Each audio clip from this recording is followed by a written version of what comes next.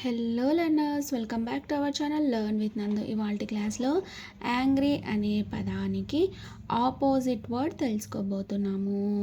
Angry అనే పదానికి వ్యతిరేక పదం యాంటోనిమ్ వర్డ్ తెలుసుకోబోతున్నాము. యాంగ్రీకి ఆపోజిట్ వర్డ్ ప్లెజెంట్. అర్థమైందా లర్నర్స్? యాంగ్రీకు ఆపోజిట్ వర్డ్ ప్లెజెంట్. యాంగ్రీకు తెలుగు అర్థం కోపంగా,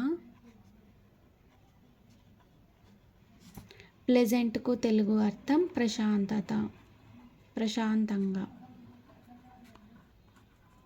అర్థమైందా? యాంగ్రీకు తెలుగు అర్థం కోపంగా, ప్లెజెంట్కు తెలుగు అర్థం ప్రశాంతంగా అని అవుతాయి. యాంగ్రీకు ఆపోజిట్ లేదా యాంటోనిమ్ వర్డ్ ఏమవుతుంది? ప్లెజెంట్ అవుతుంది. యాంగ్రీకు తెలుగు అర్థం కోపంగా అని అవుతుంది. ప్లెజెంట్కు తెలుగు అర్థం ప్రశాంతంగా అని అవుతుంది.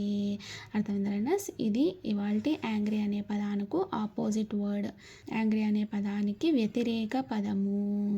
అర్థమైందా? Thank you so much for watching this video. Please subscribe to Learn with Nandu channel for more videos. Thank you.